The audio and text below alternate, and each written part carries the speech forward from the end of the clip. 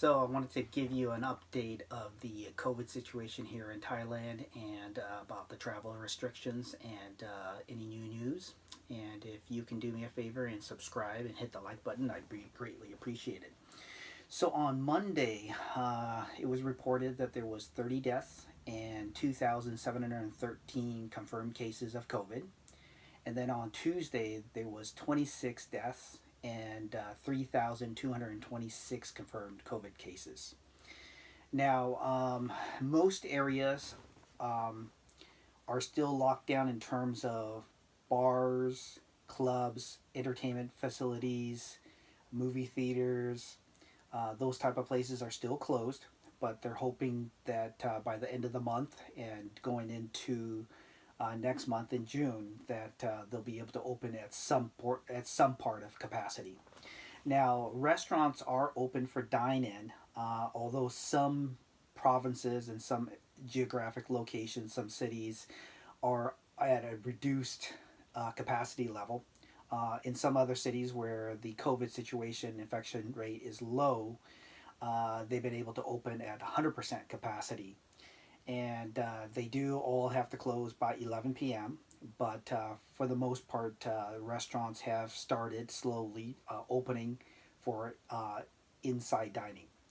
Now, some additional news that came out was that currently, right now, for the first quarter of 2021, they're showing about 758,000 jobless individuals, Thais, or about 2% of the working population. So the number has slowly been creeping up, and I think the Thai government is putting some systems and some things in place to help those individuals who are out of work or been out of work for a period of time.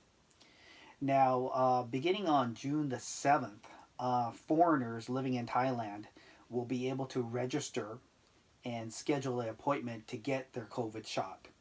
And so that's on the horizon here. In about a week and a half, they'll be able to get online and go ahead and at least schedule an appointment for their first shot. Now, currently, right now, they've been working on trying to get Thais vaccinated. Initially, it was set up where they were going to get their first shot, and then their second shot was going to be scheduled for 10 weeks out, the AstraZeneca vaccine. Well, they increased that time period from 10 weeks for the second shot to now 16 weeks.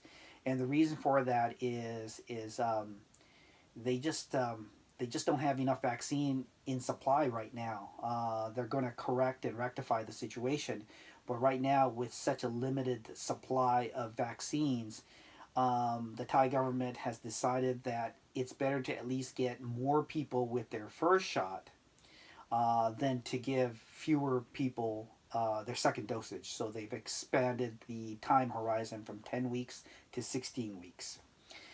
Now, in 2020, they said that they had 6.7 million tourists visit Thailand, and that's down from like 40 million the previous year. Now, in 2021, this current year, they're projecting only about 500,000 tourists coming into Thailand, just because of vaccination requirements. Things are still not taken off yet. They're still going to do the sandbox program in Phuket, and just got word that they're going to also do the same thing in Ko Samui, which I'll explain to you in just a moment. Now, currently, right now, as of February, they had received only 117,600 doses of the AstraZeneca vaccine, but they hope to get 6 million doses locally manufactured from their office that was built here in Thailand, and they expect to have those 6 million doses sometime, hopefully by the end of June. Now, the plan is to have 61 million doses manufactured here in Thailand from the months of June to December of this year. So that's a good amount if they're able to actually achieve that. Now, let me go ahead and give you a little bit of information on the Ko Samui situation. So just like Phuket doing the sandbox model where they're going to allow tourists to fly into Phuket directly, They're going to do the same thing for Ko Samui. Starting on July the 1st, the plans are to allow foreign tourists to come into Ko Samui. They must fly in, so it can't be a land-based or boat-based travel. They've got to be able to fly in, and they have to either have both of their doses of vaccine.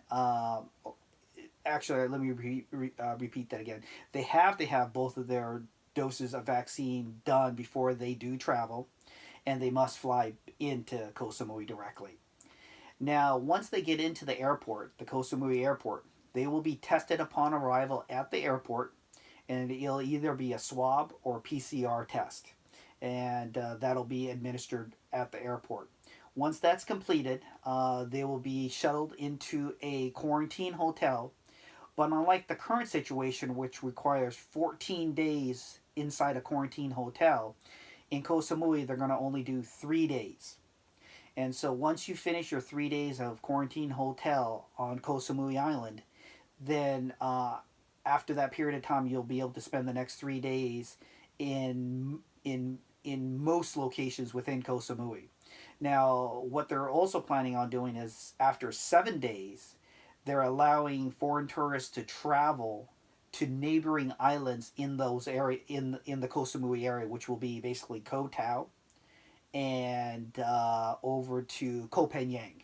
So as you know, Koh Tao is a smaller island, not too far from Ko Samui, and it has some great diving over there. Of course, beaches and other things, great scenery, but a lot of people go to Koh Tao for diving.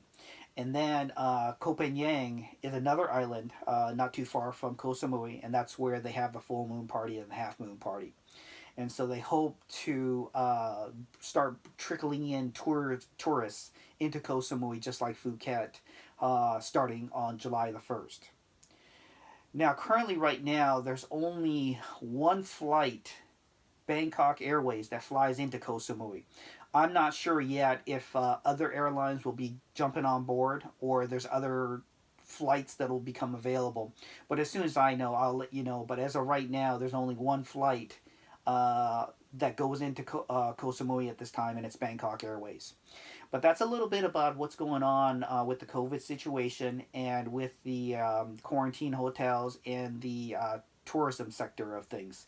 Once I get additional information, I'll post some more information down below, or if there's enough information to report, I'll do another video. But thanks again. Hopefully you subscribed and you hit that like button. I would greatly appreciate that. And I'll be in touch again when I have more additional information. Thanks and have a great day.